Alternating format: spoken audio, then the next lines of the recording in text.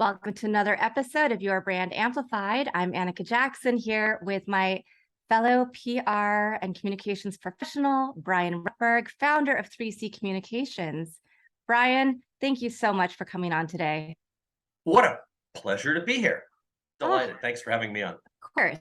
So I'd love for you to tell our audience a little bit more about your backstory and how you got to where you are and founding your communications firm. Yeah, my backstory, the simplest way to look at it is I'm a word nerd. I'm just a geek, right? I was always the kid with his nose buried in a book all through, elementary school and junior high and high school, and went to college and was an English major. And the chance to play with words and the chance to use language and rhetoric to start the building of relationships between people, between brands and their customers, and between any two audiences you need to get, it just frankly turns me on. So I had a 20-year professional corporate career where I did things like sales and marketing and customer support work, ultimately alliance management, speech writing. And the two threads that ran through everything I did were I would always advance by being a clear communicator. And I got lots of credit for my ability to build relationships between organizations, between companies and their customers. Those are the two things I'm good at. So after that 20-year corporate career and a short stint as a partner in a small consulting firm doing a lot of partnering strategy and marketing strategy, the chance to go out and do my own thing proved hard to resist. And I fell back to what's comfortable for me and where do I feel like I can have the most impact with folks. And it's figuring out the right story to tell, telling it really well, and using it to build relationships. Yeah. So there's a nutshell. I love it. And that's, I think, the crux of the work that we do. My favorite thing is forming relationships, getting people to have that aha moment and see how they are connected with this other company or this other idea or this, whatever it is, and bring those together. And that's really what we do. And it's so different than, I think about my partner, he's a filmmaker. And he didn't have any understanding of marketing and PR before, he just thought, okay, I'm a creative. I put this project out, and he is storytelling in a different way, but then he didn't know how to communicate that message to the audience outside of this project. And so that's our job. And that's where we come in, is helping everybody really figure out, yeah, you did this, but you have to now know how to communicate properly to your audience, whether it's sales, marketing, customer service, et cetera, as you just mentioned. Oh, for sure. That old line of build a better mousetrap and the world will beat a path to your door. No, market your mousetrap better. Now, it helps if it's the best mousetrap, or it helps if it's at least a really good mousetrap. But until you can explain to someone what their benefit is in having a mousetrap, if you don't need a mousetrap, you are not going to buy a mousetrap. Right. But if you have any number of other problems, which I can draw to your attention and tell you how I solve that problem with this thing called a mousetrap, now I've got you. Now we're in a dialogue. Yeah. And so just being a creative, I used to think, if I write the world's greatest speech, people will be like, well, no, now you've got to deliver it right. So there's always another little step. Exactly. And that's something that you have a lot of experience in, is speech writing, corporate communications, and really helping organizations figure out how to become more productive, more profitable through their communication strategies. Very much so. The things that have come to sort of turn me on intellectually, and which turn out to be the things that help my clients achieve their objectives, are helping them figure out the communications. How do we talk about what we need to talk about in the most effective way? And that's got the two elements of, you got to have the right content. You have to have the right messaging framework. You have to know the right pillars of your message and educate your team as to how to use them. And you have to have the skill to deliver it well. So there's your communications bucket.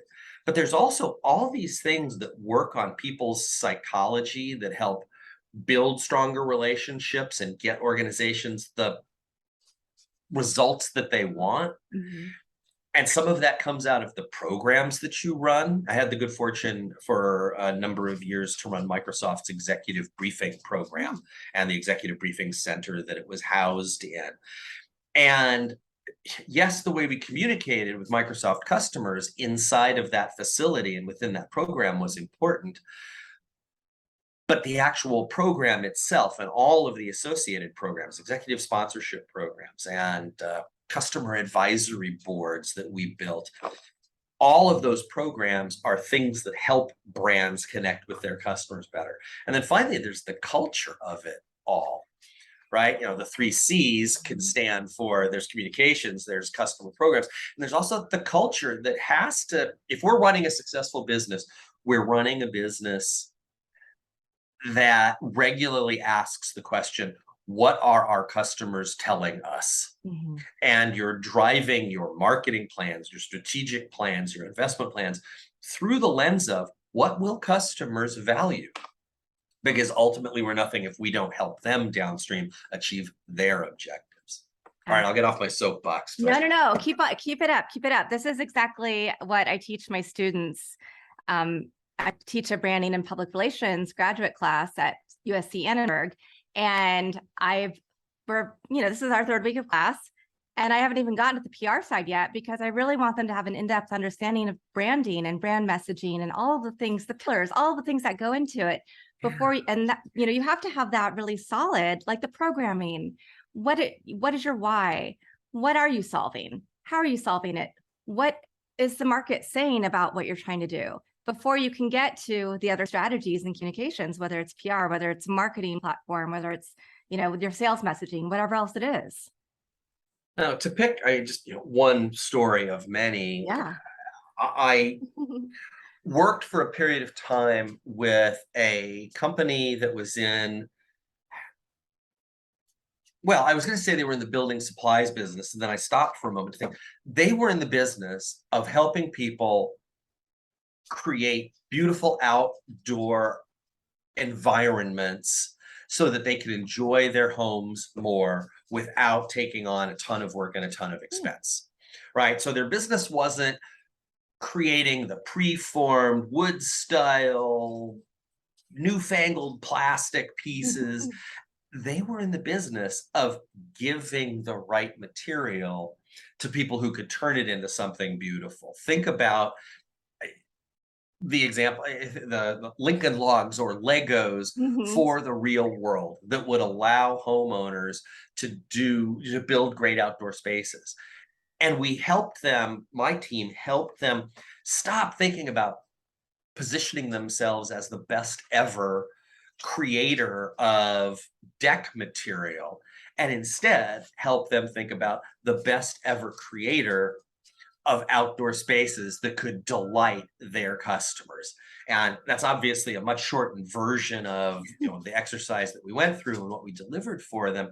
But until you can start to think about the impact you are having with your customer or client base, you're going to make sales, but you're not going to build the kind of love that I like to talk about between customers and the brands that serve them. Yeah, well, that is a perfect segue because I was going to ask you to talk about lustomers. Just as a quick aside, right? As people who dig on words, Yes. I've been so pleasantly surprised. The agonizing that I did with my mentors and peers over, should we introduce a term like lustomer? Are people going to take offense? Are they going to feel like it's weird or suggestive? And then once we decided, yep, we'll just sort of pop it out there and see what happens, I've been so touched by the degree to which it gets attention and people want to know more. I guess that's a lesson in taking more dares in your business life, taking more chances. But no, I love that term. I have long talked about the steps that can be taken by a customer that brings them closer to the brands that serve them, right? You turn a prospect into a customer one time, you get to call them a customer. 2 times, oh, now they're a repeat customer. And then you can go through, oh, they can be regular customers. And then you start attributing some emotion to it. Oh, they're a loyal customer. And then fans and advocates. And I was looking for something that took us a step or two beyond, because it's not just about, does someone continue buying from you over time? And you can measure that relatively easily with something like the customer lifetime value equation. How much do they spend over what period, how frequently, and then over what period of time? And we're all striving to increase each of those 3 inputs. Can I get them to spend more? Can I get them to spend more regularly? Can I get them to stay a customer longer? But the thing that I got to experience in my Microsoft days, and then subsequently with a variety of clients, that took us beyond just what that one customer does, is this amplifying effect that I think is the hallmark of a customer. Because we know that as soon as a customer tells a friend or family member or colleague, I work with Annika's company or Brian's company, and I think they have something for you. As soon as they start giving referrals, now you've got a tree that you can start building, where customer 1 leads you to customer 2. We all know that if someone has come to me as a referral, they are more likely to close as a customer. We're going to move from prospect to customer. They are more likely to stick with me longer. They are more likely to cost less, both to close and turn them into a customer and to sell to over time. And they are more likely themselves to give referrals than customers who came to you through your traditional inbound and outbound marketing. Yeah. There's customers who are willing to sit on customer advisory boards. There's customers, we used to love these at Microsoft, and I've since worked with a couple of other technology companies. We love customers who will say, sure, I'll talk to press or analysts on your behalf. I'll do that magazine interview.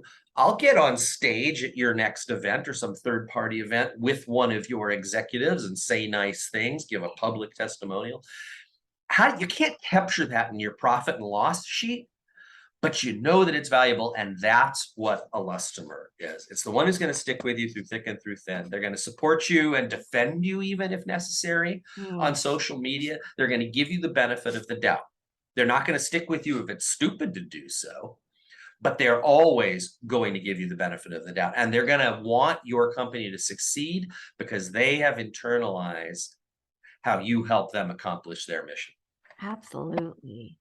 So what turns somebody from a fan or a super fan into a customer? And I know you also have an ebook that's available that talks through some of the ways to transform customers into customers.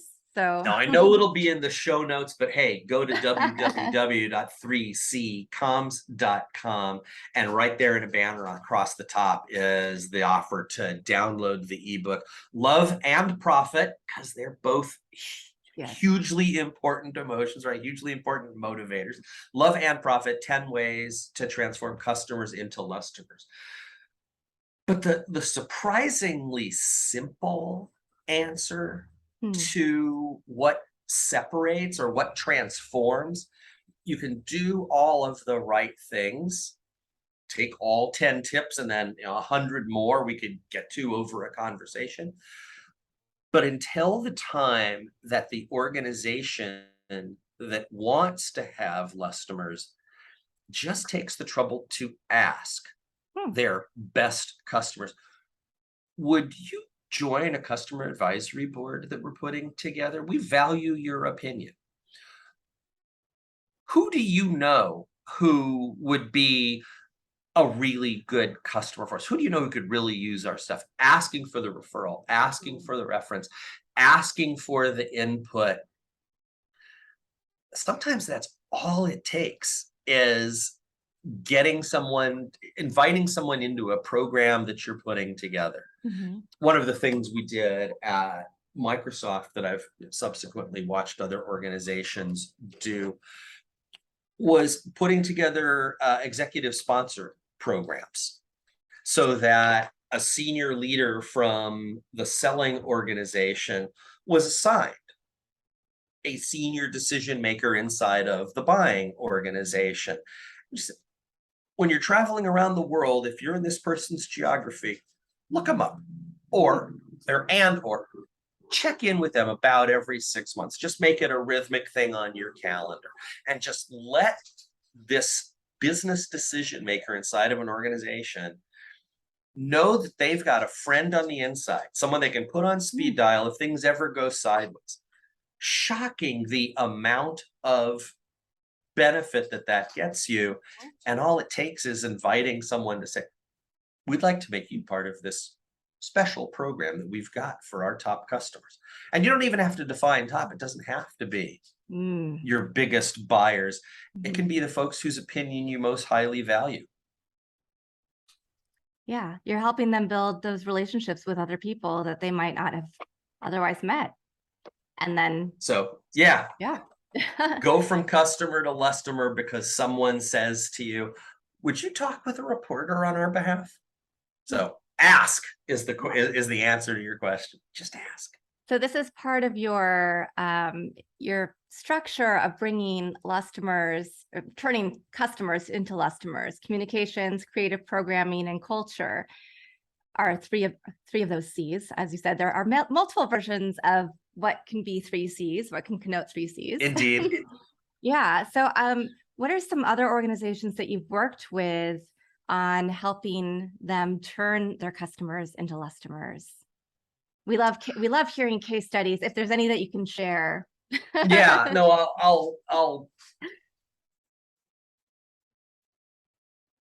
I'll take the descriptive route rather than the naming route. There are, of course, on my keynote speaker one sheet, there are a couple of logos. So here's a story or two with the logo names, and then there's a variety of others. The case study that's on my website is with a software company, Blackbaud Software. They are the top standalone provider of software that helps run nonprofits, helps nonprofits put together fundraising campaigns, mailings, all that good stuff that keeps a nonprofit in touch with its donor base, volunteer base, etc. Year in, year out, between their big customer facing event, all of their product marketers and all of their product managers do exactly what people in those roles should do. They concentrate really deeply on the product. Sure, they've got input from their customers. They know what they hear in the field from sellers, from their own work. But when it comes time for these product marketers and product managers to get ready to talk with their customer base, they inevitably fall back to their comfort area, which is, let me tell you about all the new features we've built in.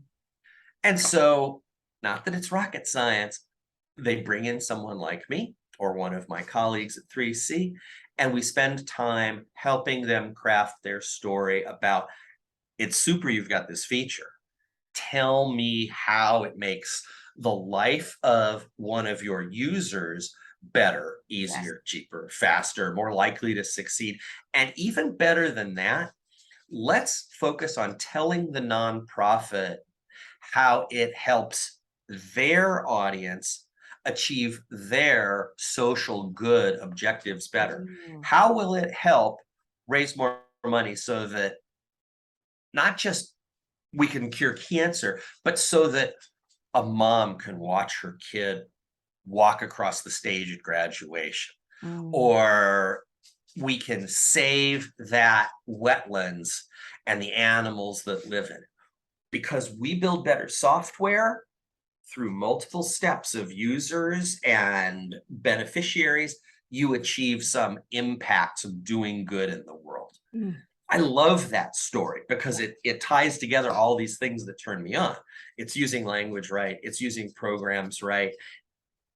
It demonstrates love for this planet we share and the people who we share it with, because we're achieving objectives that are meaningful. Had a chance to work with a group at NBC Universal, who it was the internal group that was responsible for evaluating ads before they went on the air and saying, yes, this meets our standards, both legal. As you can imagine, every sales rep who had an advertiser who wanted to put something on the air had a stake in the answer. And these poor lawyers, first time maybe ever that I've used the word poor, I've used words poor lawyers next to one another. These poor lawyers were in the position of having to be the team that people said, well, you always say no to the good stuff. But there are FCC rules about what can and cannot be said on the air and claims that can be made, and even sounds that can or can't be heard. Do you know you cannot put the sound of a siren into a television ad? Oh. So little things like that. So we worked with this team to help them figure out the story of their team and how their team was really a benefit to all of the NBC Universal family of companies, all of the different, MSNBC and CNBC and NBC Sports. And we just help them tell a new story. These are the kinds of things that I love doing. And we've worked with lots of smaller organizations like the folks who did the Legos and Lincoln Logs of building outdoor areas, and names that wouldn't mean anything to our listeners, but it's great to be able to help companies figure out how best to articulate what they do that makes their customers' lives better. Yeah, absolutely. And that's, I think, the most inspiring thing about what we do in communication is helping other people better express themselves, helping companies better communicate what their message to whichever audience they're trying to communicate to, which is exactly what you're talking about. Because we have to think through how you're going to talk to those lawyers is different than how you're talking to buyers, to outside customers, et cetera, down the chain. So getting that story right and then telling it well, there's nothing quite so satisfying as helping somebody get in front of an audience, whether it's 8 people in a room who have to make a decision whether they're going to buy a particular solution or not, or whether it's 1,000 people at a customer event, making that person who's saying the words feel like they've built an honest, true, meaningful connection with that audience so that they can move that audience intellectually from wherever they find them, skeptical or open-minded or whatever, to a level of understanding or open-mindedness, and be able to make that call to action and know that it's actually going to happen. When I work with a client, whether I've done speech writing or just presentation coaching or helped with the content but not the delivery, whatever it is, when they walk off that stage and feel like they've accomplished their objective, they've got the response from the audience that they want, or they can foresee a good outcome because their call to action, vote for me, or call now, operators are standing by, or please consider giving me the resources that I'm asking for, or think twice about this. Whatever it is, that feeling of, that's how I get turned on, right? Listening, knowing that I've helped someone have the impact they want to have in a way that's building strong relationships and helping, yes, them achieve their goal, but even better, giving them the satisfaction of knowing they've helped someone else achieve their goal. Absolutely. And that leads us perfectly into talking about communications. You do workshops and you coach on how to improve these storytelling elements from message, content to delivery. And some of the tips that you give include like how to be more persuasive, the 3 things you should do before a presentation, how you can organize your business writing better, things that we can all use, whether we're in a corporate setting or not. So what are some of those tips when you're thinking about making a presentation? What are things that you should consider before you're making the presentation? Do you know anybody who went to Texas Tech? Probably. Texas Tech is the Aggies. right? That's their school nickname, the Aggies. So I think of AGGY. This is my point of connection here to keep it stuck in people's heads, right? Just like lustomer sticks in people's heads. One of the key parts of good communication is figuring out a way to get something into someone's head in a way that it won't just go out, because Yeah. most of us don't remember what we've heard as little as an hour later.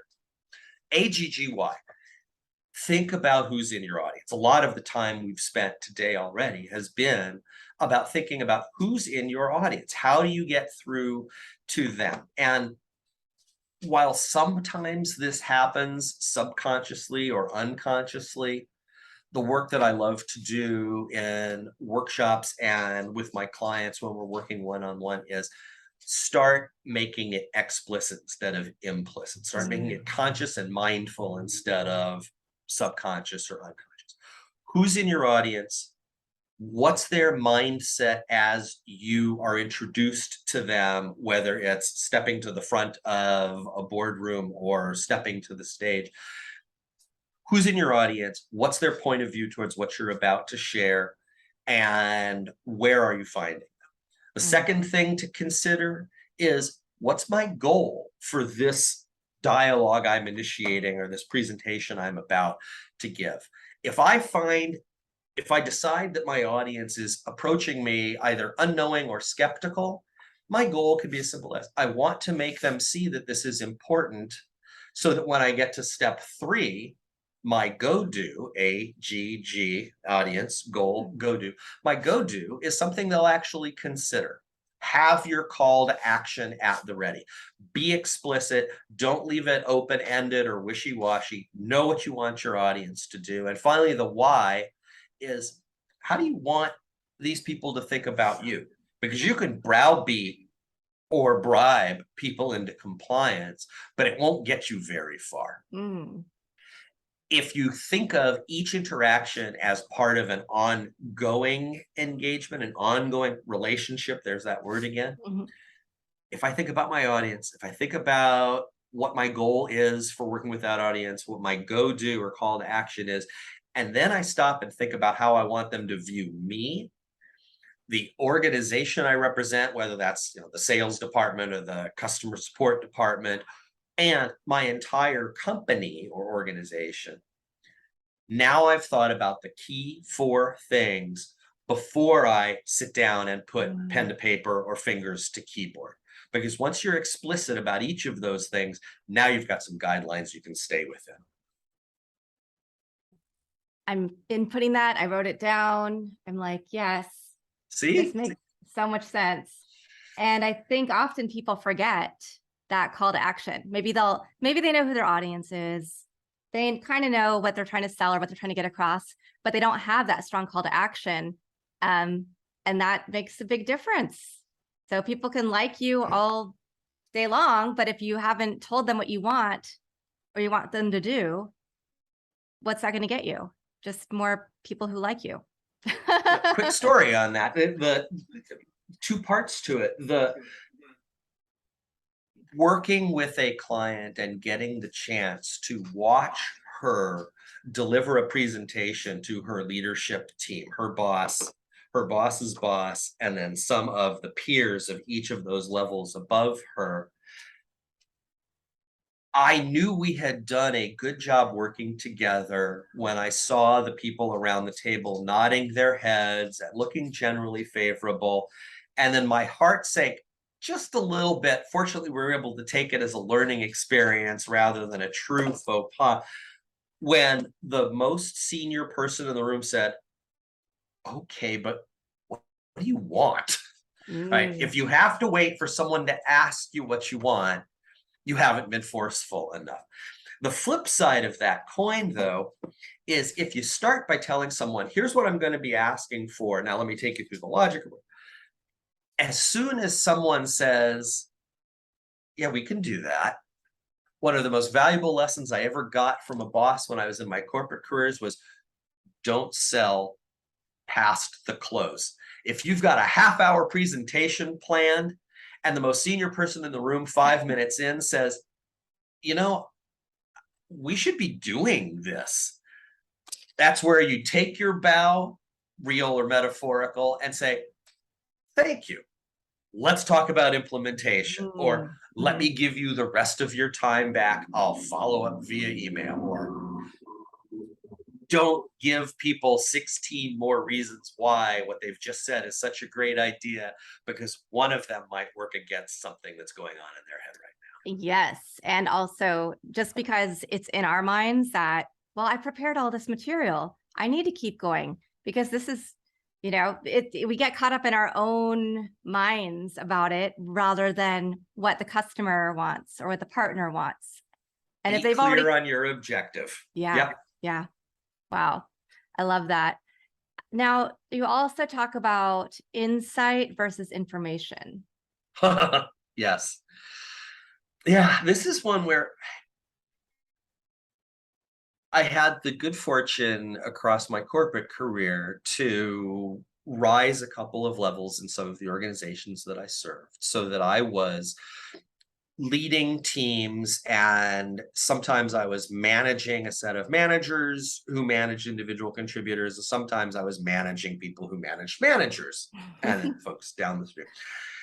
And the consistent issue that we tried to solve, when I had a job of doing other things, I also took on the responsibility for helping my team understand better what kind of information I needed to find its way to me, and in what format I needed to find it showing up in my inbox or in status meetings, so that I could make immediate use of it with folks who controlled the resources that we wanted to get our hands on, or who were watching the programs that my teams were running.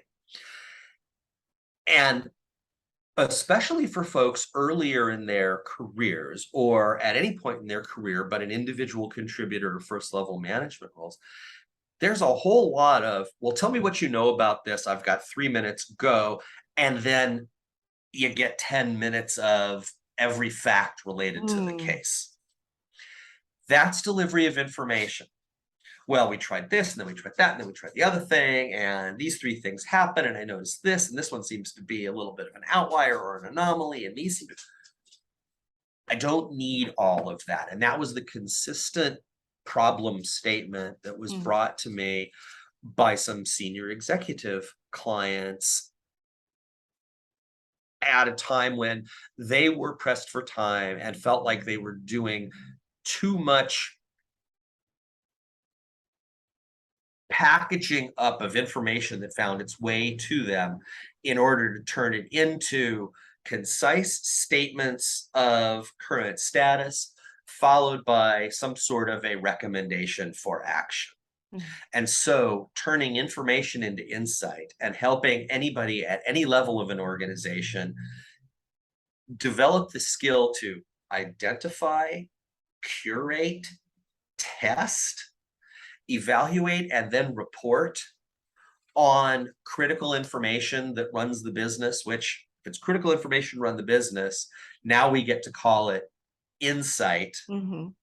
and the impact that it can deliver. Mm. How do you get someone who could take 15 minutes to give you the whole story and get them to deliver it in the length of, a tweet or a 30-second conversation? Because that's what most senior management expects. They know they can always ask for more information, Mhm. but how do you boil something down to its essence? And that's become one of our most popular workshops, Mm. turning information into insight. There's probably literally no organization that doesn't have the problem of taking what it learns from face to face, or voice to voice, or online to online interaction with their customers, prospects, clients, business partners, and turning that vast quantity of information into, here's the issue, here's what we've noticed, here's what we think we should do about it. Yep. Yeah. It's also one of my favorites to deliver, because the whole payoff for the multi-hour workshop is, do you remember Mad Libs from when you were a Oh, kid? yeah. Back of mom and dad's station wagon. Yep. Maybe there's a sibling who's annoying, and but we've got, it is not the only way we teach this, but one of the tools that we use is, It's a simple fill in the blank approach to, I have observed such and such. What led me to observe this is, immediately before this happened, here's what we noticed, or here's what we did, or as soon as this happened, here's what we noticed, or here's what we did, with the payoff of, and here's what I think we should do about it. Mhm. It's Mad Libs. It's fill in the blank.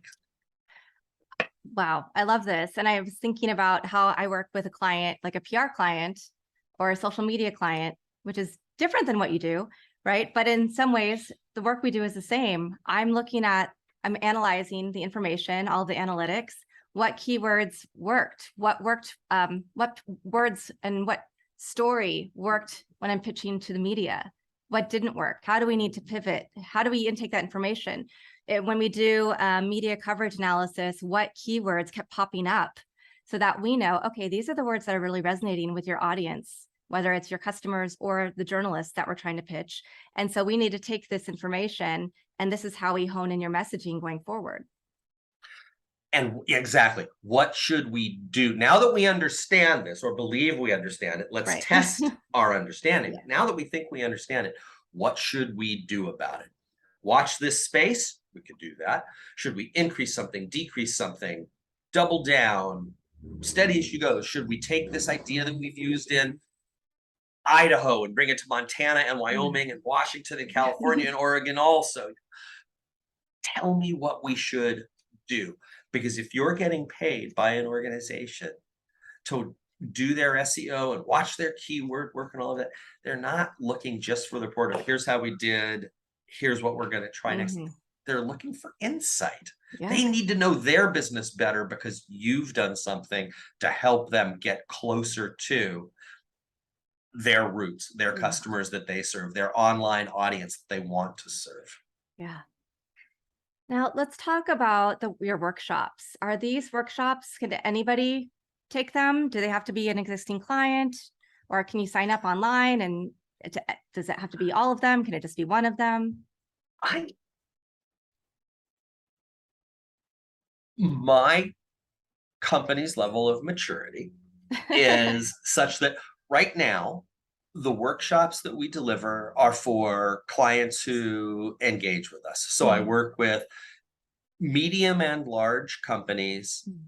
who observe that they've got a particular issue. They either just need to bring more compassion and empathy into their customer support function, or they need to create a group of sellers who are more like relationship builders than hunters because they've observed some sort of a customer retention issue or something like that. I am not yet, at least, doing weekend workshops or Mhm. online workshops. I do have the intention and aspiration to have an online course at some point that could be delivered to end users, people who want to make an investment in their own career and their own growth, or use their company's learning and development funds to do so, professional Mhm. development funds.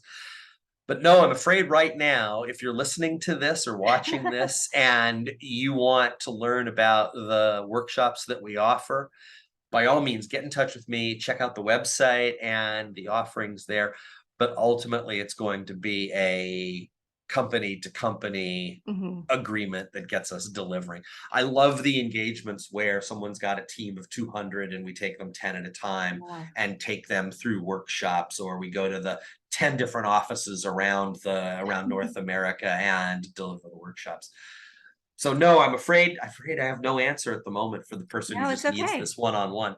The only exception to that that's worth, I mean, individual coaching, if someone is interested in making that investment for themselves, and I have had a couple of folks who either use corporate funds or pay Mhm. out of their own pocket.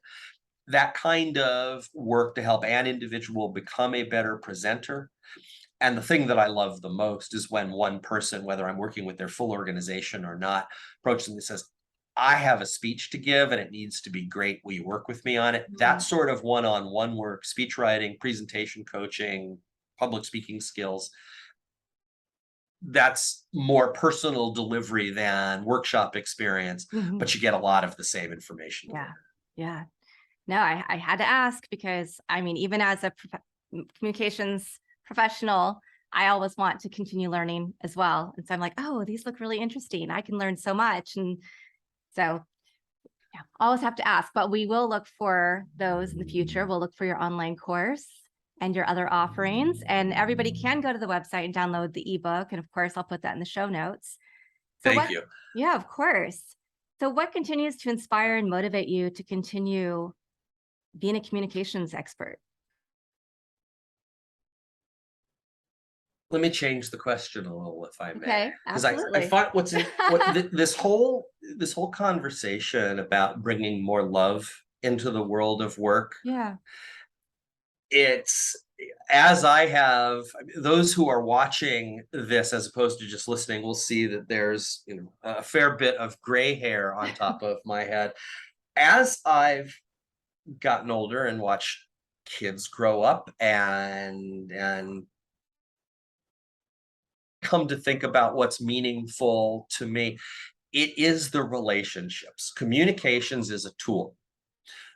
Building strong relationships and getting people to connect with one another is the impact or outcome that I'm after. And I find increasingly the things that inspire me are the things that point out our commonality.